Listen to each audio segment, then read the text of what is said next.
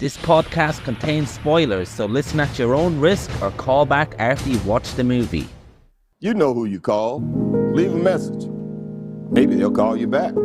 Then again, maybe they won't. We're having ourselves quite a little game of phone tag here. Ring, ring, ring. I usually get this guy's answering machine. I'll call you right back. If you're there, please pick up the phone. I really want to talk to you. I check my fucking messages every day when I come home from work. My answering machine, zero. I got a blinking light. All I have to do is pick up this phone right here, inform the cinema, and your plan's kaput. No, I ain't got no phone. I had to pull, because people calling all the time, and who needs the aggravation, right? Interruptions. Hey man, just taking a little break on a busy Saturday of housework and sorting a few bits and pieces. I thought I'd try and send you something of a voice, and I'm not sure how much I'll get in now before kind of torn away by familial duties, but I watched Kings of the Road last night, the next in the Wim Wenders road movie trilogy, spiritual trilogy that we've been working our way through. 3-hour movie, so I finished it. Well, I only started it at about 11 or something. I finished it 2-ish. So I was too tired to send one last night. And I kind of thought, we've discussed this several times, working through his catalog, that there's the movie as it is as soon as the credits roll, but then there's, probably the proper appraisal of the movie happens over the following days. So I thought there's no harm in leaving a little bit, but I do want to kind of capture some thoughts while it's still relatively fresh in my mind. I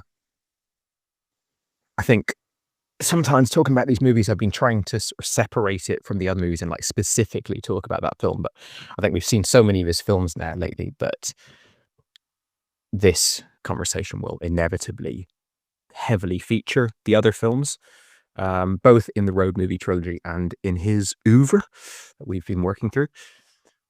It all started a couple of months ago with Perfect Days, which I think we both instantly fell head over heels with, and prompted us to go back and check out some of his earlier stuff.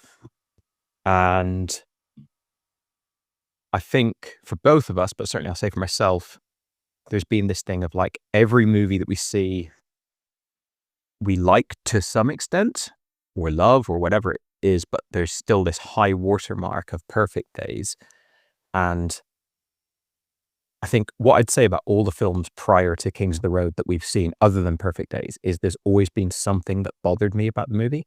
So I've kind of come away from every movie really, really liking it or loving it, but the experience of watching it has been colored by something that bothered me.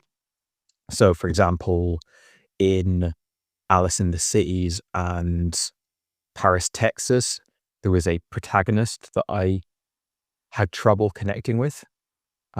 In Wrong Move, there was a sort of, I loved it at the beginning, and then it kind of became a bit more academic and a bit more like, long-winded speeches and stuff like that, and I guess darker and stuff like that, and it was just a bit uncomfortable in viewing. Once you digest it through conversation, it shoots up. But they've all had like the stumbling block. An American Friend or The American Friend has that thing of like, well, I've seen Talented Mr. Ripley several times. I've kind of come accustomed to this character, this type of movie. And then the early scenes of so the first maybe 25 minutes or so of The American Friend, I'm a bit like, what are we doing here? What's going on? And again, love all those movies, but the viewing wasn't always completely plain sailing, as opposed to the Perfect Days, where it was just like, it was singing the whole way through. And I think we both had like this strong philosophical alignment with the protagonist of Perfect Days, and therefore the movie, that hasn't necessarily been present in his earlier work. So this movie, Kings of the Road, I was very dubious about. When we watched Perfect Days, then I went back to Paris, Texas, because I'd seen it as a teenager, but wanted to kind of properly view it and enjoyed that. And then afterwards, I read on Wikipedia that it was like, it bared a lot of similarities to Alice in the Cities, which I don't I get kind of. I mean, it's got a road trip with a kid. It's got there's enough sort of similar DNA there that I can get on board with that. But funnily enough, I would say that Kings of the Road to me just has a lot more similarity to Paris, Texas. But yeah, anyway, Perfect Days put me on to Paris, Texas. Paris, Texas via Wikipedia put me on to Alice in the Cities. Alice in the Cities put me on to following through the road movie trilogy. And then when I got to Kings of the Road, the first time I laid eyes on its 3-hour runtime, I was like, maybe this is the end of the road. And if I watch this, it's at least partially out of like a desire to complete the set rather than like a relish to watch the movie. And then as Wrong Move kind of grew in my mind through conversation with you and just sitting with it for a few days, and I started to think about the idea of like parking it here and like not getting to stay on this Wim Wenders road movie train any longer. I was like, no, I need more. I need to go back on the road with him. So I got coaxed back to it, but I was dubious, and I was wondering, would this be a much harder watch than the other films so far? I guess a 3-hour movie, if you're not liking it, is like brutal viewing, or it can be. But ironically, I would actually say that this has been the easiest watch of maybe all of his films, certainly since Perfect Days. But even, as I said, Perfect Days, first 10, 15 minutes, I know that's not much, but I was a bit like, what are we doing here? What is this movie? What's the point here? What am I just going to watch him just clean toilets? Is that it? Is there going to be nothing else to it? And then it turns out to be a masterpiece. But I think Kings of the Road, I was very much like on the wavelength of the film right from the get-go. It's the least complicated of the road movie trilogy. One of the things I really love about this trilogy is that they're all doing different things. They're all pretty different movies, on superficial levels and on like quite deep levels. Like the first one, Alice in the Cities, it's kind of like an accidental, that everywhere they go is sort of like unplanned. It's not that there was a road trip planned per se, but sort of happenstance kind of pulls them here and there, and it's I guess more plot driven in a way, and it's got like a lot that it I guess it's it has a lot. I don't know. It's kind of like, to me at least, it seems like a very like post-hippie movie, and capturing that moment, and it's transatlantic. It's a bigger stage. It's kind of grappling with more external factors. Wrong Move is very different. It's very, very dialogue heavy, lots of long speeches, lots of like, it's almost like lots of essays almost on themes, and it's very sort of surrealist and absurdist in a way. This movie, it's almost not like a road trip as much as it's a road trip for the secondary character, but for like our man Vogler, who we've been kind of following movie after movie. This is his life. Like he's not on a road trip. He lives on the road, which is kind of interesting. And at the beginning of the movie, he's on the road, he's doing his thing, and then as the film, like when he meets the other character, that guy just sort of like latches on to his journey. I remember I hitchhiked a lot in my youth, and I'd often get rides with truckers, and it was interesting because the majority of rides I get would be with cars and people doing maybe short trips, maybe long trips, but it wasn't their life that I was sitting in on. I was sitting in on them in transit, but often, when I get rides with truckers, sometimes for multiple days, it felt like I was staying in their house, kind of. I mean, they literally would sleep there, and it was it's interesting seeing a movie. I wouldn't even describe this as a trucker movie. I mean, you could, but it's just interesting seeing a road movie that is about someone who actually lives on the road. And of course, there's the other character as well. So I think because of that, because he's already in motion, there's nothing that, there's no kind of like inciting incident that like sends him off on his journey. It's just like that is that is his life, so you're instantly comfortable with it. And of course, like as we've mentioned with these movies, we've seen so many of films by Wim Wenders. We've seen so many with Rudiger Volger. Um, we've got this whole vibe and everything that helps to kind of click into it quickly. So yeah, I really loved this movie. Sometimes a 3-hour movie can work if you're on the right wavelength. Then you're like, okay, just give me more of it. It is varied. It's not just the same thing over and over again. It's kind of that middle hour where the Hans Zischler, or is that, I'm not sure how to pronounce his name, but Hans Zischler or whatever he's called, goes to visit his father and kind of reckon with his father. And that seems to be like what his main kind of trauma is in his life that he needs to confront.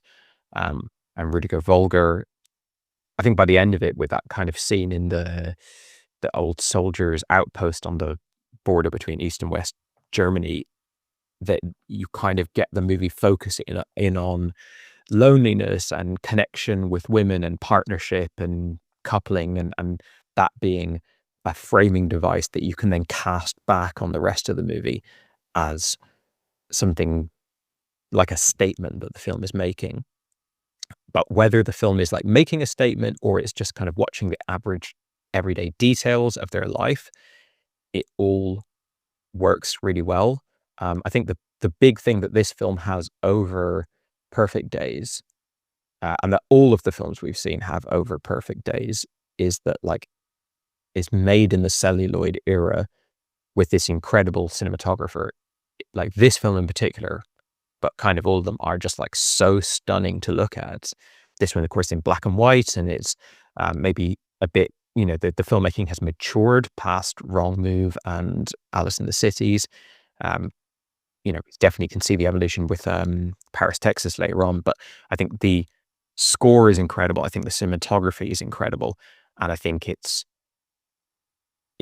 as with all of his films, everything is given time to breathe. So I'm not saying that I necessarily want to spend 3 hours watching this on mute, but you could do that. Like you could just look at it and just kind of watch this interesting looking van just driving around little country roads and stuff. I found out afterwards that the whole film is improvised other than the opening scene. And it's interesting because I don't like, when you hear that, it's like, okay, yeah, okay, I guess that makes sense. Like you could approach it that way, but I didn't feel like I was watching an experiment. I felt like I was watching something that was always doing exactly what it wanted to be doing or what it needed to be doing. There's a few deviations that are more, I don't want to say contrived, but they're more sort of structured in a classical narrative way. Like when they go to that guy who's lost his wife, or we go to the, Robert's father in the print shop, things like that, I guess had to be like pre-planned as a plot point. But the film just works in any case. I mean, it probably works better when it's just them hanging out. It's like, I hate coming back to the word vibe so often in talking about his work because it just seems like such a reductive kind of, it's nothingy word, but it is absolutely what I get from his films. Like they're really at their best when you've clicked into the vibe of the film and you're just kind of like going along on the journey. And for me with this one, that was kind of an instant thing.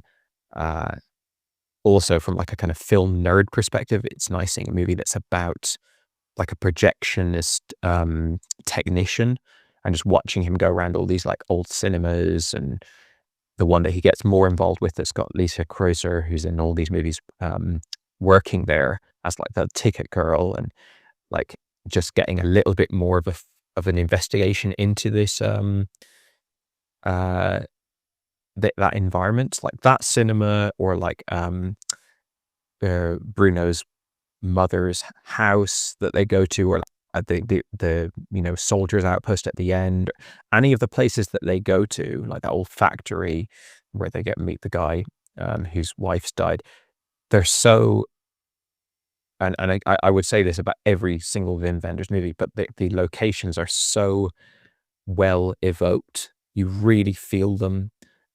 You really feel that the identity of that place and the atmosphere of it and everything, and the impact that it's having on the characters and whatnot. So yeah, it'd be curious to see how well I would have fared with this movie if I didn't have that, if I hadn't kind of clicked into the wavelength of Wim Wenders. And sometimes I'll watch a film and I'll go, I know I didn't appreciate that film because I didn't have the context fresh in my head, whether it was what that director does or what films were like in that era, in that country or whatever. You go, if I knew that scene more, then there wouldn't have been any friction in terms of me watching the movie. I would have just like completely accepted it on its own terms.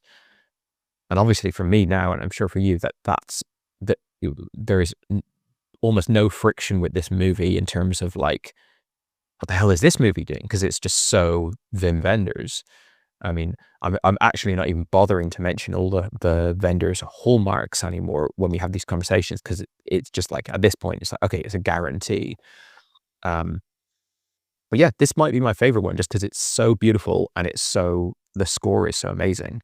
And it is between this and Perfect Days. But I think Perfect Days has the closer philosophical alignment to me, but just in terms of mood and atmosphere and everything like that, I think on a filmmaking level, this might be his best movie that I've seen. The one that I'm always missing from this kind of ranking, if you will, is Wings of Desire, because I haven't seen it in this kind of run of watching all these movies together. It's been a little while since I've seen that movie, so it's harder for me to piece it in with all this, but that was one that I liked a lot, so maybe time to return to it for comparison. But yeah, there's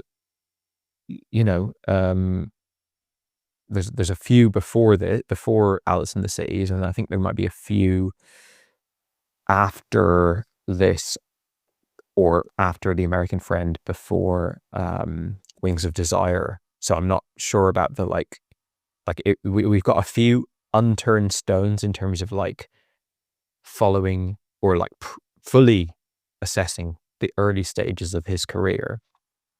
And then there's a whole side to his career, which is very significant that we haven't delved into at all, which is him as a documentary filmmaker. And I know that some of his most acclaimed films are documentaries, but I don't know how much there is there for us. Be interesting to check out at least one.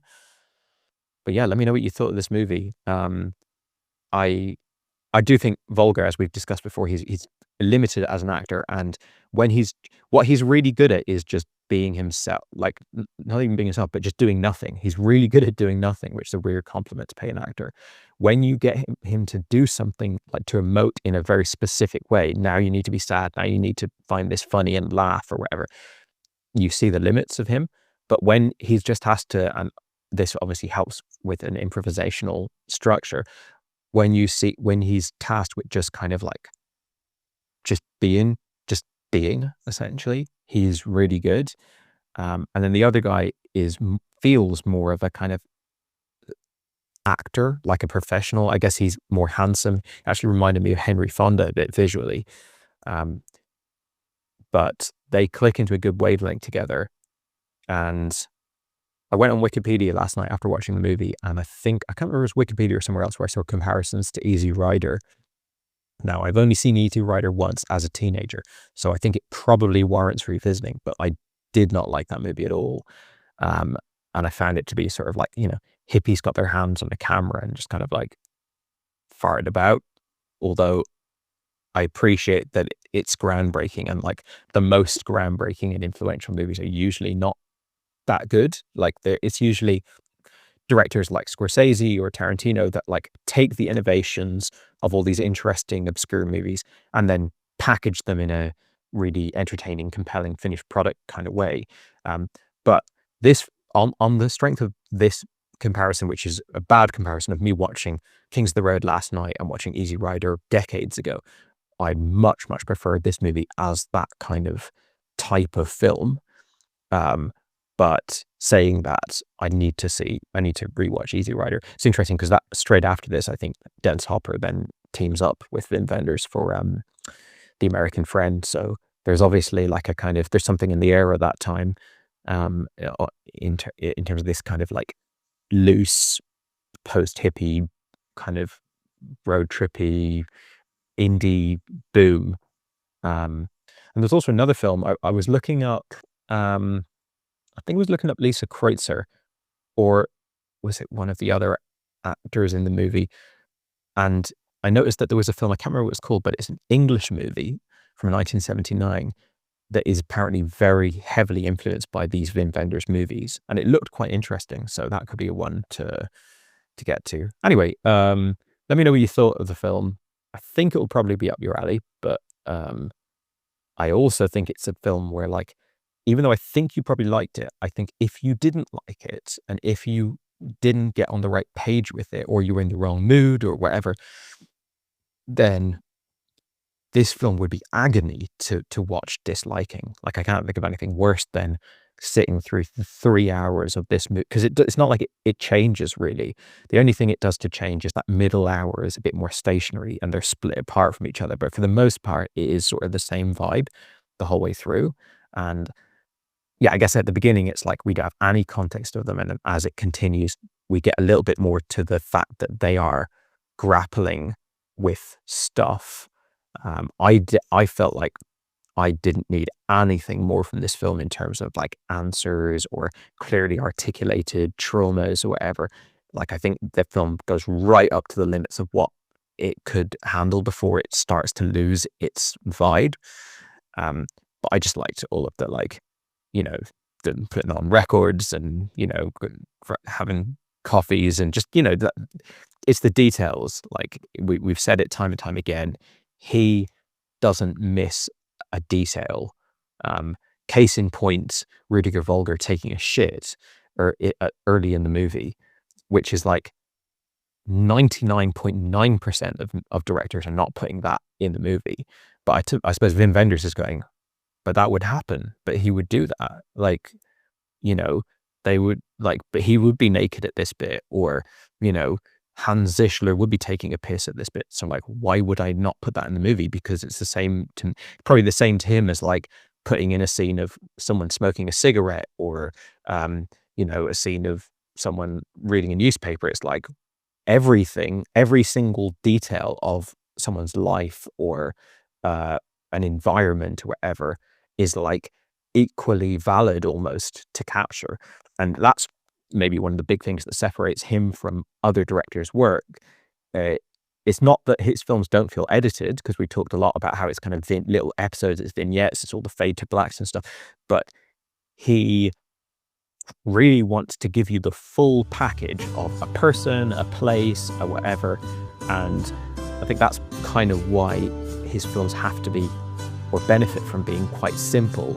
Because like, if you're giving me 100% of what's in your movie, then you can't really bite off too much, in a way. Although we did, obviously, with The American Friend, which is a thriller, we liked that movie a lot as well. So yeah. Anyway, let me know what you think. Hey man, just listen to your voice note there of Kings of the Road. I think one of the reasons why you've said that, oh, this is the easiest one I've clicked into, is also the main reason why I clicked into this so easily.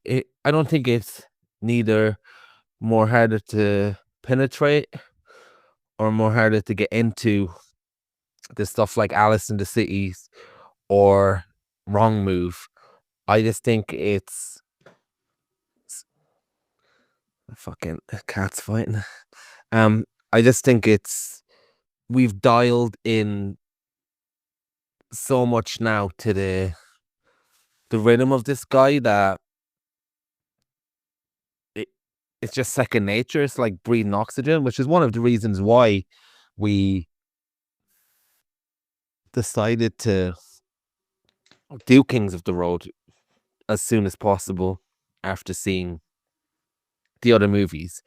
That's one of the reasons that makes this a lot easier to get into. I think if I just saw Kings of the Road without any context, I I think I would have probably struggled a lot more in the opening stages of this movie. But I just have such an acquired knowledge now where I'm thinking, well, I know what I'm going to get, more or less. But I'll tell you something else as well. I went on a trip to Brighton by train Friday, took the day off work. And as I was on the train ride, something odd happened where I started feeling details and observing things in a different way, like the sound of the train going, the sounds of the speakers and different people talking. And the strangest thing happened where I said to myself, oh, it's kind of like I'm in a Wim Wenders movie now. And that I've never had the reverse experience. I've had experiences where I'm watching a movie and I've observed being in that situation, but I never felt like I was in a tone of a movie from a director before. And yeah, for that train journey, I just completely observed it in a completely different manner than I have before. I don't know if you've been on a journey yourself since we started this, or I think you're going to Spain soon, but yeah, it would be interesting to see if you see things differently. I think that's the best way of putting it. I think I see things a little bit differently at the moment because I'm so tuned into road trips and the various things that Vim manages to capture on these road trips. And yeah, when it comes to Kings of the Road, I had the same reservations as you. It might be a bit too long. Do I really want to subject myself to something so long, or will I be able to get in the same type of mood that I have now with all the other movies where I'm just happy to see things unfold? And I think both observations turn out to be correct because the 3 hour time frame of this movie, it did fly by. I wasn't really checking my watch in the same way I was with Alice in the City to begin with, like a kind of restfulness where what are we doing here, as you said. Where this, I know what we're doing here, and it's just how much of that I get. And Rudiger Vogler at this point, I think he said it well, that he said he's very good at being himself. I would say that's probably true. And the scenes when he has to act, like you mentioned, like there's a scene early on where he has to act like he finds something funny and amusing, and he has to do all these facial expressions that are totally beyond him. And it was pretty bad. But I've actually become quite a fan of him by this movie, so I don't mind those things as much, because what you do get with the actor Rudiger Vogler is, by this movie especially, I think it's not so much that him being himself, I just feel like he really has a presence by the time this movie is there. He's got this type of aura about him now when he's not being asked to act. And just the way he looks at characters and the way he holds the screen.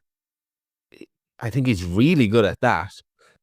And probably that's maybe his natural self, that could be said, but I don't think it was there in the same way in Alice in the Cities. And it was a little bit more prominent in Wrong Move, but by the time this movie, I actually really enjoy him as a screen presence. I think he's really strong. He's got I don't know who I could compare him to, but yeah, he, he does well. I think the soundtrack is amazing in this movie. I think with Wim Wenders movies now, he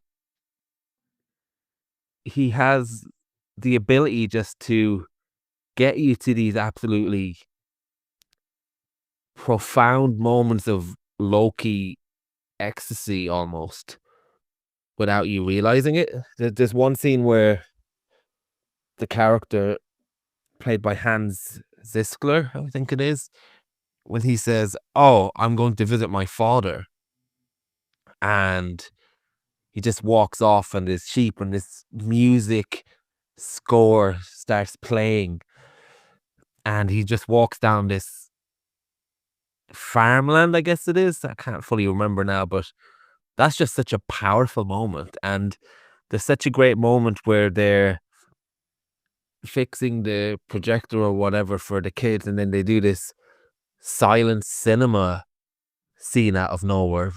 Vim is just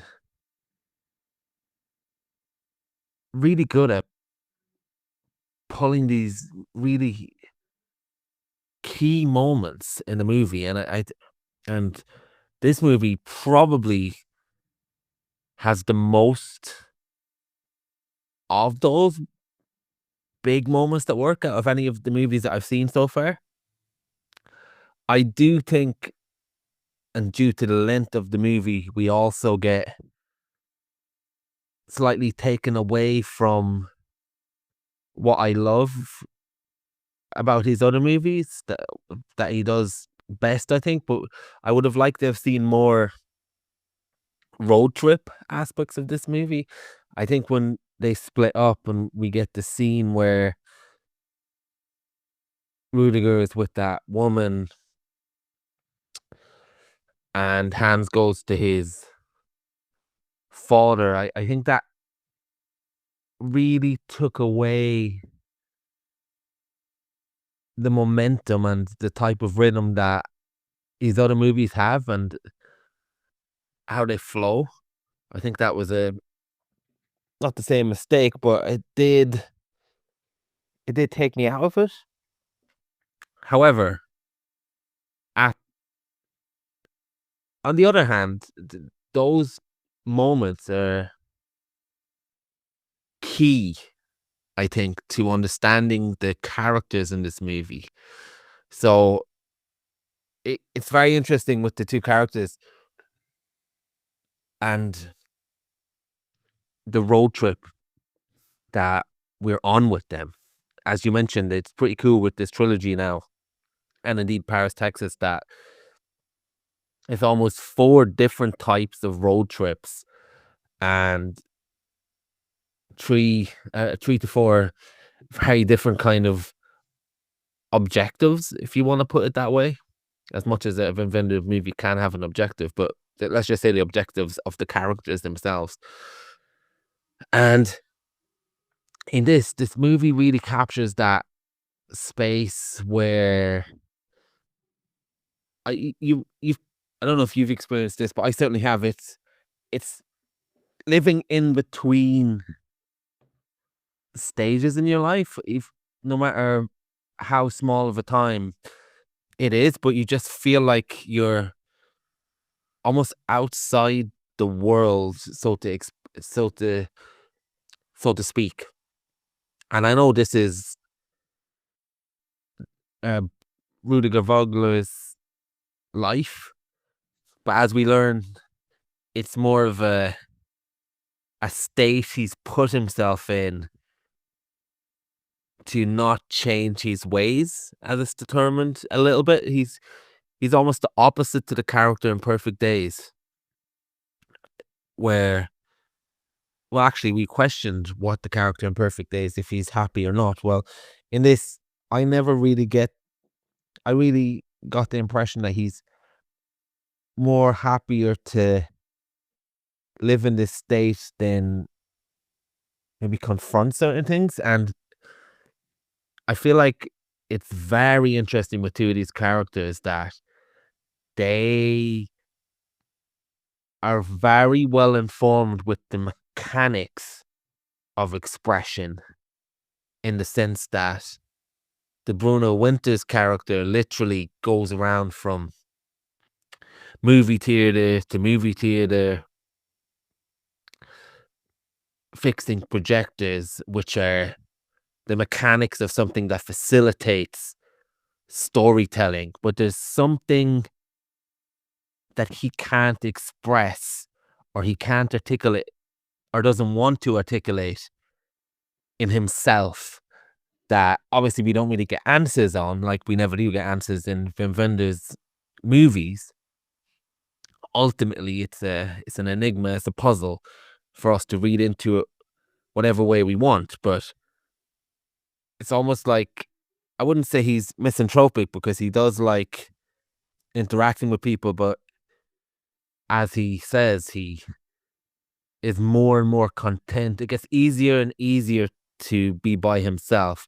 Now, that isn't a ringing endorsement that he prefers it, but it just feels like there's certain things that he's doesn't have to deal with if he is living his lifestyle. And with the Robert Lander character, there's something about his life that you feel he's not able to fully express or come to terms with as well, with his father, his wife. There's something out of grasp with the central characters being able to understand themselves, that they're able to put into words. But by the end of the movie, the other character is almost able to bring out a question in them that we never hear vocalized, I guess. And the Robert Lander character, he's mechanically very well versed in the printing press, and as we see, he types up something that he does manage to articulate to his father. So I think it's very interesting that these characters come from a background where they're very mechanically proficient in things that are used for storytelling, the projectionist, the printing press, or whatever it is. But obviously there's some background where Robert Landis' character wouldn't let him speak as a youngin. And there's a great scene where Robert Lander is with a kid at the end, and the kid is just able to pick out descriptions, pick out things, and write what he feels in that moment, where he is basically describing everything he sees, very in touch with the present, very in touch with his feeling. And yeah, I really like that element of it. I really like diving into the little bits of psychology we get of these characters in these movies. And I think also, it may be, this might be a leap as well, but it also says something about the psyche of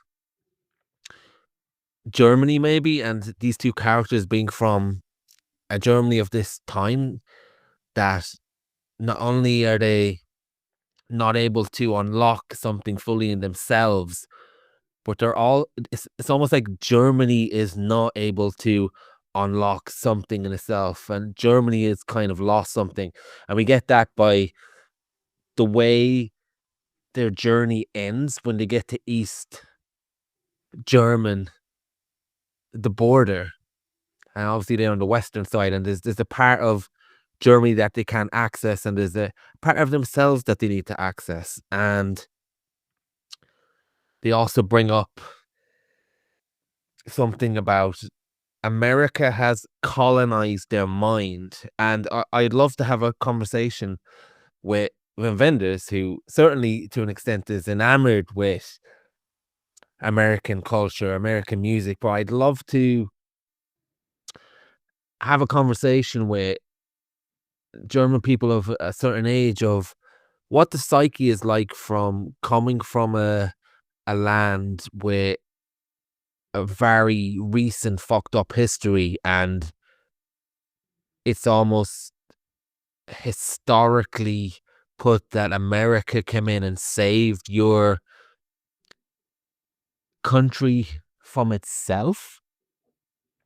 You would wonder, would that put America on a pedestal, and it makes them more predisposed to American culture? I don't know, but it's I do find myself questioning and wanting to find answers of that the more I watch Van Vender's movies.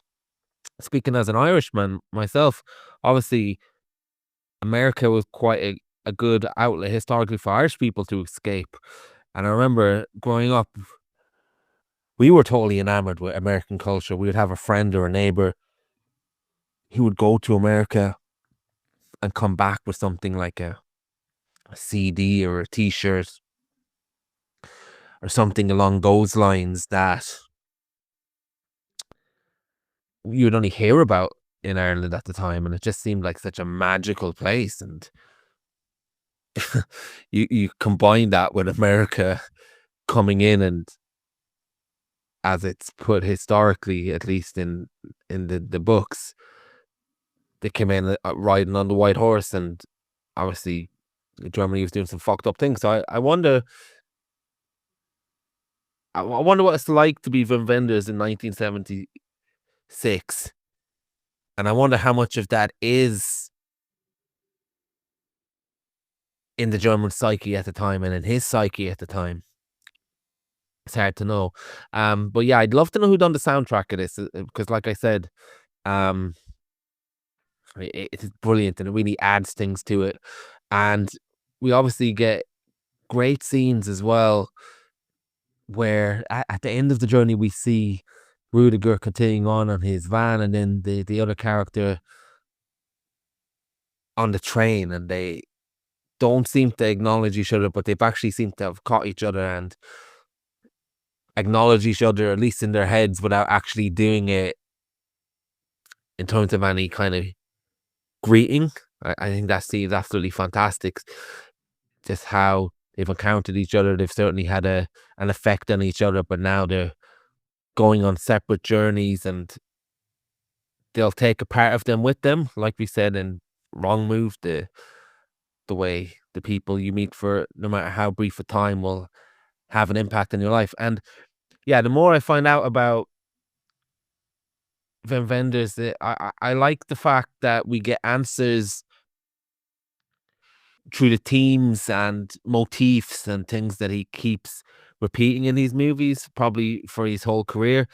But I remember when we watched Perfect Days, I was wondering, we had this Japanese character who is listening to American music. He found it very on the nose, and I felt that he's just responding to the feeling of this movie and the feelings of these songs, should I say, without actually knowing the lyrics, but kind of feels the lyrics. Well, we get a direct conversation in this movie, which kind of puts that to bed for me, where we have Bruno and Robert talking about American music, and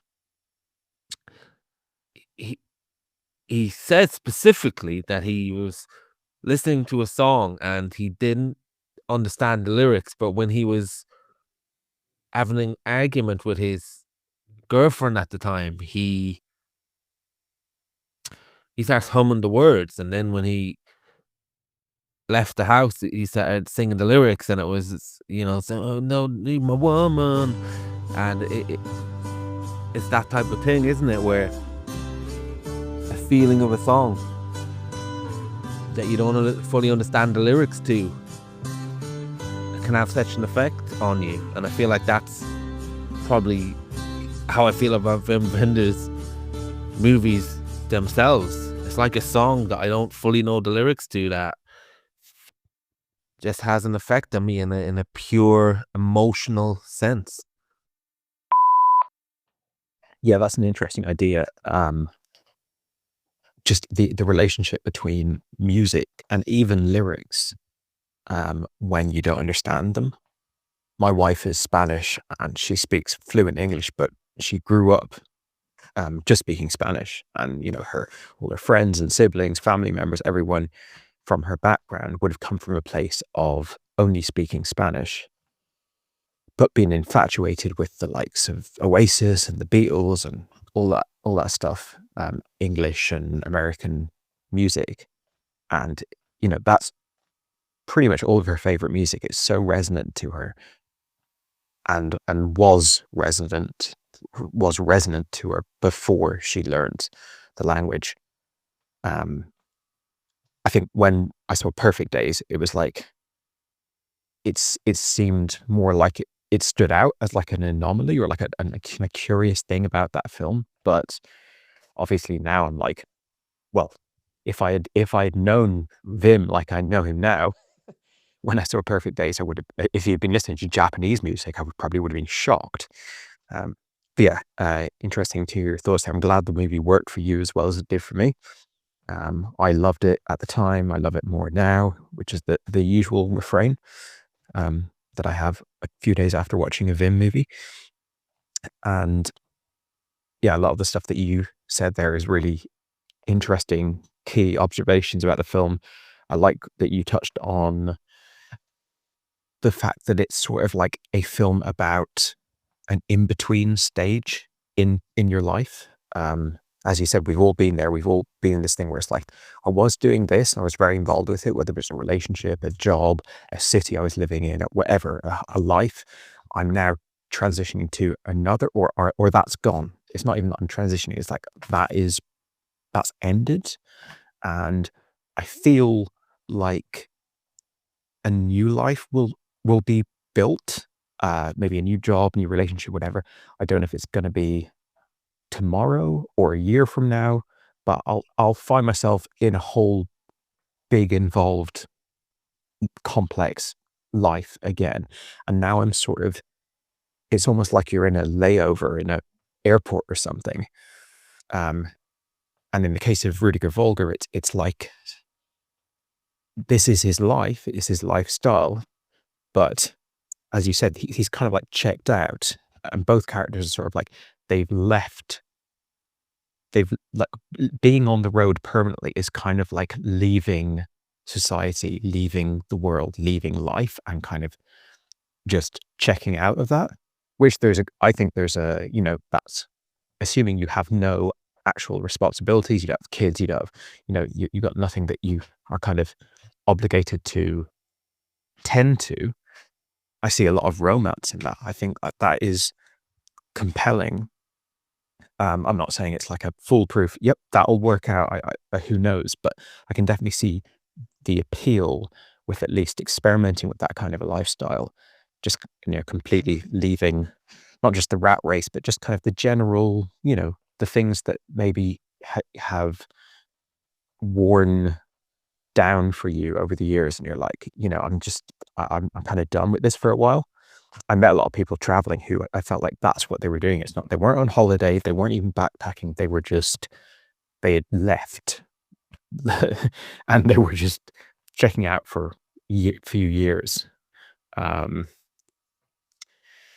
It's interesting kind of examining that concept in comparison to Perfect Days. When I watch Perfect Days, which is also about a character who's kind of checked out of many aspects of the world and many aspects of what had been his station in life. It's only hinted at, but you kind of get the impression that he's very decisively taken a step away from certain things about life in general and about his life that just don't work for him.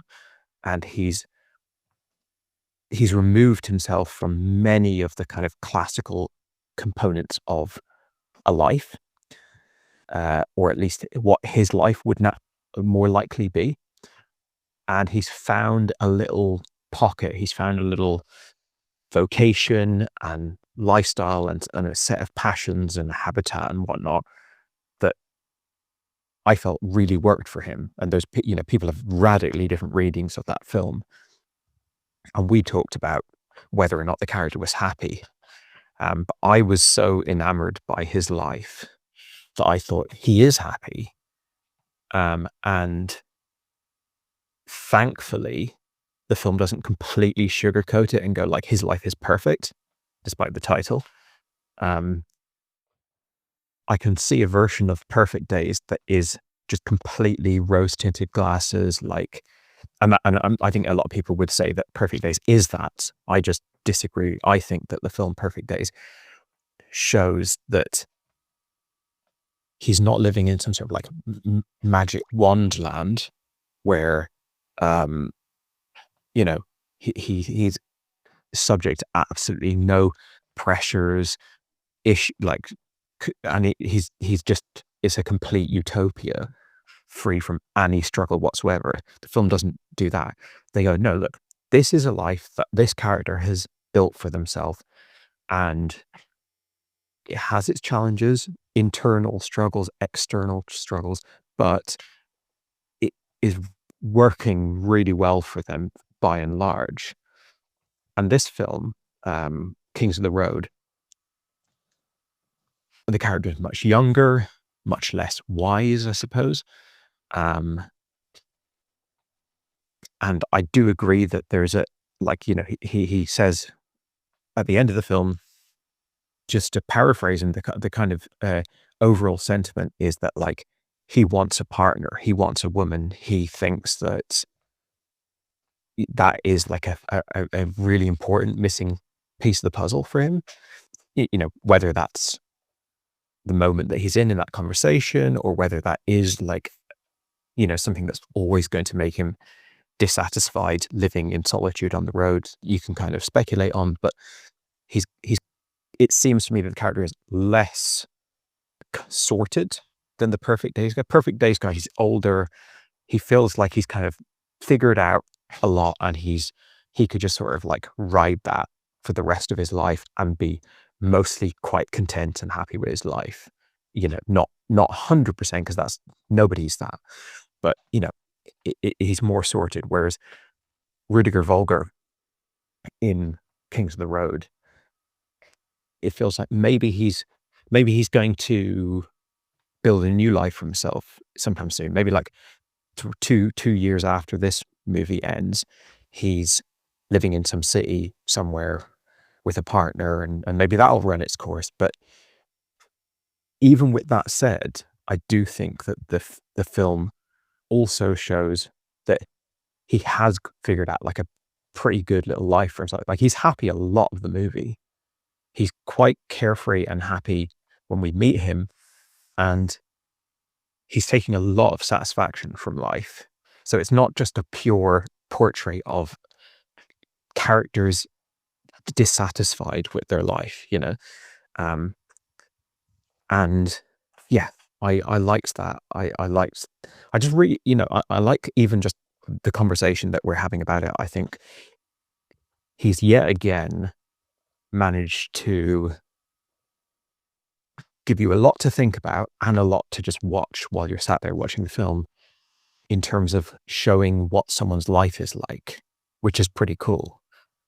So yeah, I think we could probably talk at great length about like whether or not he's happy, how happy he is, this, that, and the other, but it's just another great character portrait, I think. On the subject of like Germany, and you mentioned that kind of like maybe there's echoes of what the characters are going through. The characters are you said that they've kind of lost a part of themselves, and maybe Germany's lost a part of itself. Obviously, it's a country divided at this time when the movie's made, but in the kind of spiritual sense of its soul, of the shame it's carrying and all that. That's the big missing piece of the puzzle for me when I'm watching these movies. I just don't have a clear understanding of that. I wonder if even Germans my age have really got proper understanding of that. Of course, they would have a vastly superior understanding of it than I had, but actually living through that and growing up, like I don't know when Wim Wenders was born. In fact, you know what? Let me look this up now, because not that I will be able to, like, it's not going to give me much context of, like, or much of an understanding of what he was going through. So he's born in 45. So I guess, like, when he was a kid growing up was very much post-war, when he was young. And then, his, if he's born in 45, so these films come out like mid 70s. So he was 30. So he was in his late 20s when he made, like, Alice in the Cities, for example. So yeah, where he was very much a young man making these movies. Potentially younger than Rudiger Volger, I would imagine. Maybe I'm wrong on that, but certainly around the same age. And it feels like, as you've said, kind of like a surrogate for him. So yeah, he's really spent his whole life, when he's, like, conscious of society and the country, and like, as a child and as a teenager and in his early 20s, saturated in this post-war Germany. So yeah, I don't know what that's like. I can't. Very few countries have been so, like, radically shamed. I'm not saying that they didn't deserve to be shamed here, but you know what I mean? It's like, it's a weird situation of, like, not only does the entire world think that you were completely in the wrong, but your country has accepted that overnight, kind of. Like, there's almost no dissent against that framing within the country itself, which is, like, the almost unique aspect of it. So growing up in that atmosphere, and growing up in the, like, well, you guys, this country's proud of their country for this reason, this country proud, and we're, like, just wallowing in this, like, what the fuck did we do? And I'm sure the country's absolutely full of people who were soldiers and, high-ranking people and stuff like that. And just, yeah, considering it, reckoning with it is interesting. But it's all lost on me. And when it comes up in his films, I mean, the very first scene in this movie, which I found, actually laughed out loud, because the first scene in the movie is just Rudiger. I don't even know if he says a single line of dialogue, just, like, working on a projector while this old geezer who runs the cinema is just talking about, like, how he used to do the music for films, like, within the actual cinema itself, like the live music, and like, how, this type of film would have this, and then that he was a member of the National Socialist Party, and that he had to sue to get his cinema back. And it's just like this, it's the whole big thing. And I'm like, only Vim is starting a movie with a character who's not going to be in the movie again, giving a speech that has got nothing to do with the movie, unless you could say, I guess it has something to do with the movie, in fact, in the sense that we established that Rudiger does this job. But it's, like, such a, like, if you imagine coming to, like, film school or some sort of, like, screenwriting workshop and going, telling them what your movie's about, and then that's the opening scene, and then it cuts to black title, Kings of the Road. Like, it's just, it's funny because it's so classically Vim to sort of throw you into the movie in any which way he wants, rather than, like, some sort of Hollywood structuring. But also, it's interesting because it's, like, right from the get-go, like, right from, like, minute one, we're getting World War II talk, and he puts it in all of his movies, or all these ones around this time, at least if they're set in Germany. And I don't have much of an understanding of that. Like, I can't really do the math on it. I can't go, oh yeah, I guess he thinks this. I guess he means this, or I guess that would be like. It's just it's the big missing piece of the puzzle for me in watching these films. But it is clearly a big part of these films. And as you said, it'd be interesting to talk to him or to talk to someone from that generation, and maybe like I'm sure I'll never do this, but be interesting to watch Kings of the Road with a liberal German guy in his 70s, like whatever age Wim Wenders is, and sort of they would be going, yeah, like two young guys on the road, kind of like hippie living, like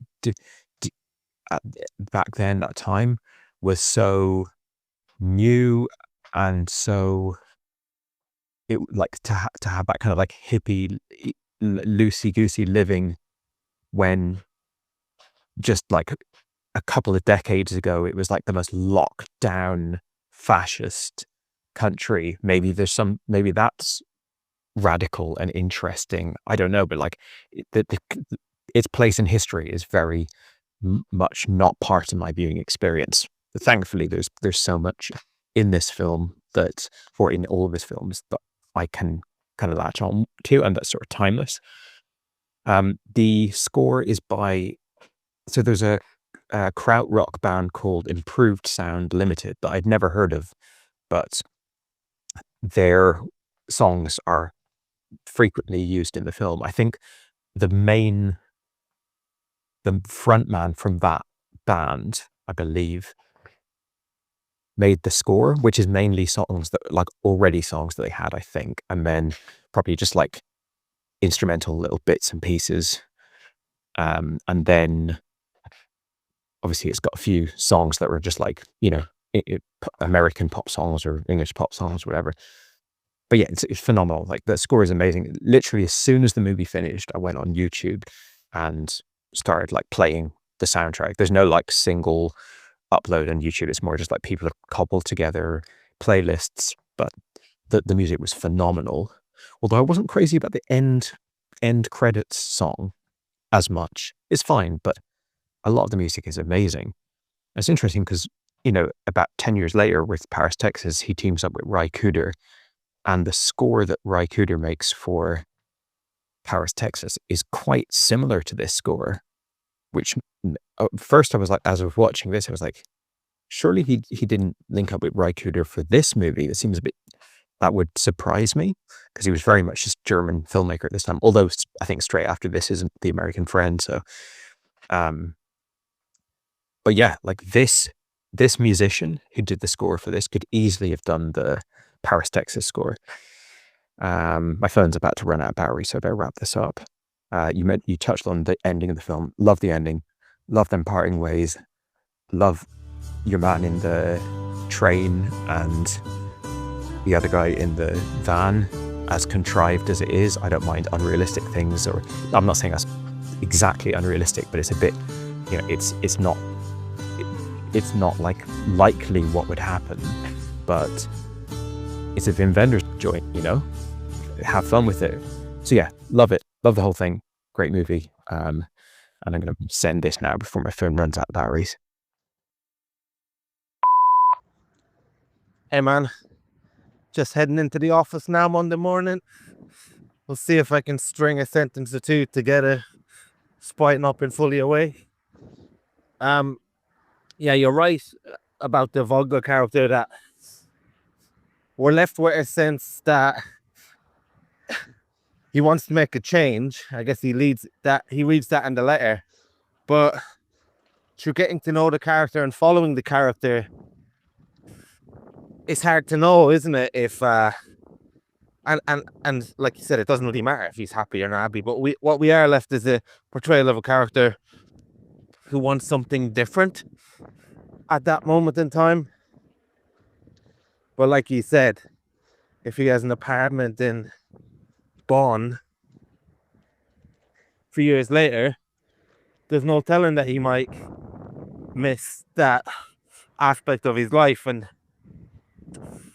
I feel like there's a lot of people like that, especially men, who think they miss one thing because they're doing another. And I feel like that's captured quite well in this movie, without the usual type of tropes we get, like having an affair or just abandoning their families. In this, he's just living a life and thinking about another life a little bit. So that's pretty cool. And there's a sense of alienation, I guess, from something as well, as much as they are enjoying what they're doing. And the character who comes along for the ride is also enjoying what he's doing temporarily as well. And what's also significant, which is something you brought up in the last movie we did, Wrong Turn, or is it, no, Wrong Move, is that this is probably the first one in the quadrilogy, I guess we have to say, if you put Paris, Texas part of it. I know the Road trilogy is technically the only thing considered a trilogy, but Paris, Texas has a lot of this as well. This is the first time, significantly so, that it's not a dynamic between older person and a kid. It's two people kind of at the same age in their life, roughly. I mean, it's never actually said, but you know, they're both adults, and it is an interesting dynamic and a new field of exploration, if you will, that we get to see Vogler play off an older person for once instead of a kid. I know he does play off other characters in the other movies, but there's always a kid that he's paired with to an extent. So I think Vim does a really good job of that as well, and it kind of explores male friendships as well a bit more. I remember I read an interview there last night where a lot of European cinema critics were saying, oh, is that a gay relationship? Are they gay? And I don't think that's there in the slightest. But what is interesting is, through hanging out with this guy, it does give the Vogler character something. It makes me feel he's missing companionship, I think. I think it sparks that in him through the conversations. And obviously, he wants a woman, but it's interesting that it's companionship that lets him become aware of that. And with the Robert character, I wonder if it's from interacting with the Vogler character and that sees how he lives, does that allow him to go to his father and have that conversation? Because when we meet the character to begin with, he drives his car into the river, and now we don't know if that's a suicide attempt, we don't know if that's just recklessness. Well, it is certainly recklessness anyway, but we don't know if it's a suicide attempt. And I wonder, from experiencing a bit of Bogler's life and slowing down and driving around in the truck, does that allow him to take the weight of expectation and the weight of life and the, you know, sometimes things feels worse in the air, and we've had a conversation about that. So I wonder, is it by slowing down and taking Vogler's route literally and figuratively that he comes to these realizations where he's able to go to his dad, and then in turn he helps Vogler see what he wants. So it's a nice movie about companionship as well. And it's not like there's a moment where they hate each other to begin with, and then there's a moment where it's not exactly the odd couple, is it? Rather than just a bunch of oddballs. And that's pretty cool as well. It doesn't follow that trope of the wacky couple. It's more that it's much more realistic. Like, there's a scene where he gets annoyed where he knocks the cup, and Vogler's like, "You're gonna get me a new cup, are you?" And then there's a scene where he keeps picking up the cup, and obviously finding out now about the script, that's definitely ad-libs, but that's a great moment. And yeah, their relationship is atypical to how buddy movies go, if you will, and because it's not actually a buddy movie, we didn't really think of it that way, but it does follow that kind of hallmark. And instead of sorting out each other's problems, what normally happens in a buddy movie, where Vogler would go and help with the dad and say, hey, this guy's great, and then the Robert character would help Vogler with women, you know, in scenes.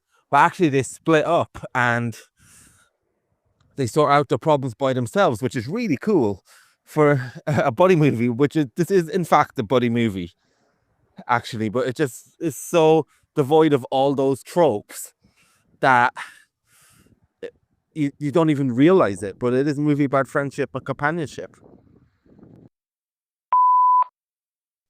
Hey man, just halfway through my Monday work day. Was up real late last night, but yeah, energy levels doing all right. Yeah, it's interesting kind of watching. Obviously, we love buddy movies. We love genre movies anyway, like in almost every genre, but definitely buddy movies and that kind of like classic road buddy movie. And watching a film like this, which is very loose and naturalistic, and kind of projecting that buddy movie trope dynamic onto it. And look, you know, like you said, there's no like the first they hate each other, then they love each other. It doesn't have that kind of a structure. But you are still watching a relationship kind of evolve, not in a very uncontrived way, but even just like, no matter how subtle you do it, no matter how uneventful it is on that level, like there's no massive fight that they have. I mean, they literally do have a physical fight, but you know, that scene where, so at the beginning of the movie, he drives into the water and he's all wet, and then there's after they kind of come together in what I think is a very realistic fashion. I mean, if you look at it in movie terms, if you compare it to movies, then you might be left scratching your head of like, why would he take him in? Why would they just end up together on the road without like barely any words exchanged? But like, to me, that rings very true. And then after a while, Volger's like, I mean, we don't quite know how long it's been, but maybe it's been, you know, a few hours. It's a hot summer sunny day and his clothes have dried out, and Volger's like, okay, your clothes are dry now, and I don't really know you, and I kind of like my personal space and everything like that. I mean, this is all internal. He didn't actually say this out loud, but you get the impression that he's like, okay, I was intrigued by you. I'm glad to have picked you up, but you know, I've got my own thing, my own life, my personal space. Your clothes are dry now. Where do you want me to drop you off, kind of thing?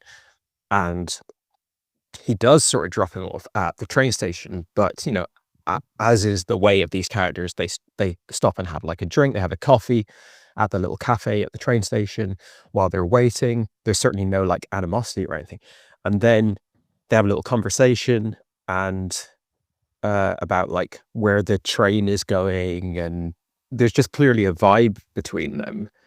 Like I don't know if I'd call it kindred spirits or what, but you don't see the rest of that conversation. It immediately cuts to them back on the road in the car together, and it's like, it's moments like that that are kind of like this movie's version of the buddy movie thing of like, okay, this is how their relationship is going. And I've in my travels so many times linked up with people like where you link up with them in a very effortless way with like it doesn't feel like some major commitment is being made by either party. It's just like, all right, cool, we're hanging out together now, and then you kind of part ways in a very uneventful way, you know, a bit further down the road, a few days later, a week later, whatever it might be, and just kind of drifting in and out of each other's lives. Both parties feel very comfortable about like, I'm open to this. I want this in my life now. And then when I don't want it in my life anymore, it's not like a dramatic falling out. It's just like, you know, our paths are diverging now. Of course, it's a Wim Wenders movie, so it's unrealistic in the sense of like when he goes off to find his father and he leaves a note and says like, I know your route. I'm going to be in this town. And then Volger is just easily able to just pull into that town and walk into an almost random building and find him sat on the floor or whatever. It's the mechanics of Wim Wenders movies don't ring true to our real world logic, but the emotions do. The character work really rings very true in almost all of his films. Another thing that's like an example of that is his job. Like, I don't get that on a real world logic level of like, he's never taking bookings. He's never like on the phone organizing things. He doesn't like have an office back in Berlin where like some manager can be called by cinemas saying, I need work done. Is he just like driving the country where like every cinema in the country has some like standing order of like, you come in and service my machines once a year, but then he's like, at one point, he's going to some town to do it, and the guy's like, do you have to go there? He's like, no, I don't really have to go there. It's all very loose. I don't think we ever see him taking payment for anything. But when it comes to like those kind of details, like the exact logistics of how things are, or like budgets or things like that, finances, work arrangements, rent, all those kind of elements, Vim really doesn't seem to give a shit about that stuff. And neither do I when I'm watching one of his films, but it's just interesting because he's so detail oriented, and he'll like certainly slow down to show you like that someone like leaned over and like felt a leaf and twiddled it between their fingers and decided to put it in their pocket or something. Like every little detail like that gets included, but then the kind of financial logistics of someone's life can be like pretty nonsensical at times, which is, I like that. You mentioned there the suicide attempt, or is it, that kicks off the film. It's interesting. Like I guess the way I saw that scene, because you were sort of wondering whether or not he was trying to kill himself, I saw that scene as like, because he's speeding along the road at like ridiculous speeds, speeding through intersections with absolutely no way of telling if a car is going to be passing. We see him going top speed of that little vehicle down a little country road with his eyes closed for a prolonged period of time. And I don't know if I would call that scene directly a suicide attempt, but it feels to me very like someone who has reached a point where they want impact, they want an explosion, they are fairly indifferent to whether they survive that or not. They're more than happy to die, but they're also, you know, when he's in the car, he kind of nonchalantly starts like getting his suitcase together and climbing out of it when he drives into the lake. So there's still it doesn't feel like a direct suicide attempt as more as it's like he wants to end his life, not his literal life of like him breathing, but like his life that he's currently living. That's kind of what it feels like. And he does that. Like it's almost like the baptism thing of like he goes into the water and he comes out a new, like he's 100% cut ties with whatever his life was prior to that. We actually watch his car just bubbling down and disappearing under the surface of the water. And now he's checked out of whatever was driving him to that point. And I don't know how many films have that sort of exact moment in someone's life where they're kind of in that headspace, but it's done quite well here. And again, no cheesy monologues, tear-filled monologues. It's kind of like the classic like men dealing with emotional problems movie of like they both got so much that they could be saying. They both got so much, especially is it Robert, the guy who drives into the wars, Hans Zischler? He definitely has a lot on his mind, and he doesn't we don't really get much of it vocalized. I think the one time he actually starts launching into that kind of rhetoric, Rudiger's like, I don't want to hear your stories, or something to that extent. And then you mentioned, I hadn't actually noticed this. It's funny that you mentioned that there's no kid in this movie. I don't know how I didn't spot that, because I'm usually sort of quite conscious of the fact that all these movies have the same stuff in them over and over again. And you're quite right. This one doesn't have a kid. It does have Rudiger hooking up with the girl in the cinema, although he seems to pretty much never actually show sex scenes.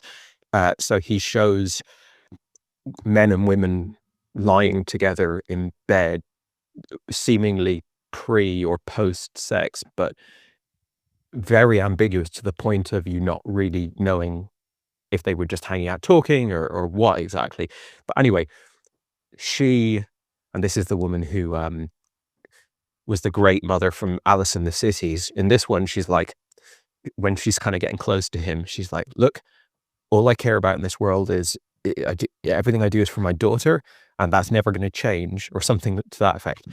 It's like, what's the deal with your daughter? Because you've just clocked off, but you're sleeping in this cinema, in this dingy little back room all night. Where is your daughter?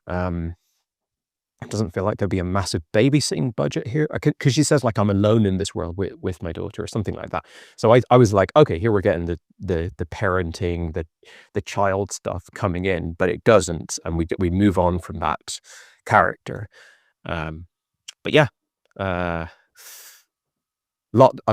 still thinking about this movie. I think this morning you sent me a link to one of the songs from the film, and yeah, still just like enjoying the feeling of being on the road. And when I was a couple of days removed from watching Wrong Move, and I thought to myself, if I don't watch Kings of the Road, I might be done with this era of Wim Wenders, this sort of mode of Wim Wenders, the road trip thing and everything. And I started to really miss the road. It's like I'd like come back from traveling, and I was like, I'm done with that. And now I'm getting that feeling again. I'm like pining for the little gentle details of drifting along the road with Wim and Rudiger. And yeah, maybe the well has run dry now, because I feel like the next one that we would probably be inclined to watch is Wings of Desire, because it's one of his most celebrated films and you haven't seen it. And that's not a road movie. And then we might watch the sequel to that, and that's not a road movie. And he's got loads of documentaries which are very acclaimed. I don't know if any of them are road movies. I'm interested to see if we've now kind of concluded a type of Vim movie. Actually, I think there's one that's fairly highly rated from the 2000s, starring Sam Shepard, who wrote Paris, Texas, which I think might be a road movie, but I'm not 100% sure on that. So anyway, let me know what you're thinking with regards to Vim. Are we done? Have we reached the end of the road in some way, shape, or form? Hell of a lot of other movies out there to be watching, or are you currently eyeing up another one of his flicks to get to soon? Yeah, I agree with your assessment of the suicide attempt. It's more like he needed an extreme level of stimulus to escape his problems and his mind, so that was driving reckless.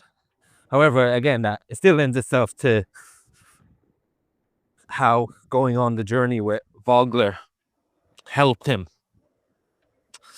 And what else did you say? Yeah, with that woman who works in the cinema, again, like you said, the logistics of the monetary ways these characters live, it doesn't really matter. But I do think it's said that she's filling in for her grandmother, so she actually doesn't work there all the time. She's just filling in for her grandmother. So it might be the sense that her grandmother like is not feeling well, so she's home with the daughter, But what is really interesting about that interaction between Vogler and that girl, which is quite charming actually in itself, where it's the scene at the bumping cars, and she mistakes him from working there, and he takes money from her, and then she gets kicked off it. And then later at the cinema, she's like, "I'll see you at the cinema," and then it turns out she works in the cinema,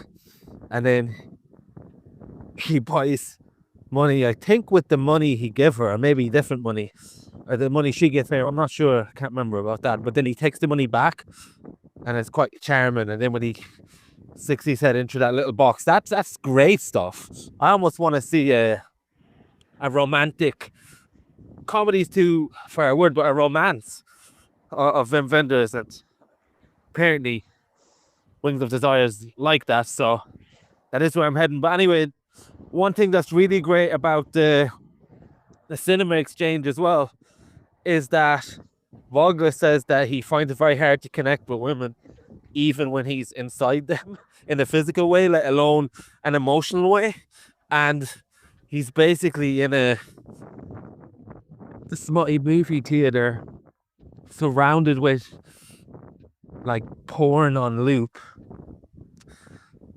but he manages to find a way to have a connection with this woman that does make him at least sow the seed for maybe I want a little bit of that more permanently. And that's a great character moment in retrospect and thinking about it more.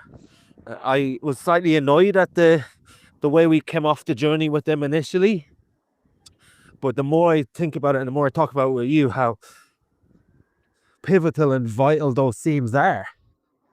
But at the time I was a little bit annoyed that was getting me away from the thing I love about the road trip movies. Yeah, regards to go next, I'm never a big fan of talking about documentaries. I find that unless it's something like Capturing the Freedmans or The Jinx, or what was that one where the kid pretended to be part of that family, unless it's something extreme, I'm not really something I've done, talked about documentaries, but obviously I'm up for watching them anyway. There's a movie called Lisbon Road or Lisbon Story, which is a 1994 homage to the Road trilogy. It seems interesting. It's got Vogler in again, but the problem is it's billed as a comedy, and I'm not sure comedy translates very well in another language sometimes. But having said that, Wings of Desire is definitely the movie I want to go to next, and probably now we're done with the Road trilogy or quadrilogy. It is great. It has, it's not always been easy to watch, like Alice in the Cities and things like that, but the more and more I've reflected and the more we've progressed with those movies, it's just, yeah, I want to be down the road with Vogler again on a journey with Anne and Vim. So it's just a little bit of a sadness now. I didn't fully appreciate it until the journey ended of that type of Wim Wenders movie, but because it's very unique. But yeah, Wings of Desire is where I'll probably be heading next. Okay, Wings of Desire it is. I have seen it fairly recently, but I have very little memory of it. My memory's pretty bad, to be honest, so I'm sure if I watch it now, I'll have very little memory again in a couple of years, but it will be interesting watching a movie that I liked quite recently, but watched completely in isolation in terms of like context of his work or even just German cinema or whatever, it's a very kind of just like randomly watching a movie. Interesting to just get a comparison pretty quickly of how different the experience may or may not be watching it this way. And one thing that's really come out of this conversation, and we've kind of both said it, but it's just kind of crystallizing in my head, is when, we're saying like we want to be back on the road with Vogler. I think that just speaks to some really specific quality of road movies obviously it doesn't literally have to be on a road, just any kind of like traveling movie, journey movie that you miss. Or maybe it's if you have a kind of wanderlust yourself, maybe it's not like an inherent thing that everyone would feel. But for me, like when I finish, and I've never done this before, but I can speak to this moment, when I finish a slate of road movies, you know, I'm kind of a little mini accidental season of road movies. I really feel like I've just come back from traveling in a weird way. And when I think about the fact that we're not going to watch any more of this, of what we've got out of these movies in the foreseeable future, it's like the holiday's over and you're back home now. And yeah, it's interesting. I wonder if there's other types of film that, like, if you watch a whole bunch in a row, that you start to feel like you're doing a thing. But yeah, the immersive nature of his work and the similarities between the films that make them sort of feel like one big adventure in a way is quite a unique experience to have, I think, watching them all in succession like this. So yeah, it's been very rewarding. Your mailbox is full. Please delete new or stored messages which you no longer need so that new messages may be received.